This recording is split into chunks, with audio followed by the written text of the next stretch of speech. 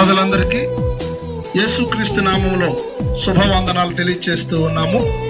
ప్రియమైన యాదవలస గ్రామం ప్రజలందరికీ ఇంకొకసారి వందనాలు తెలియజేస్తున్నాం. ఇదిగోండి, అనేకమైనటువంటి ప్రాంతాల నుండి మీ గ్రామానికి మేము వచ్చి ఉన్నాం.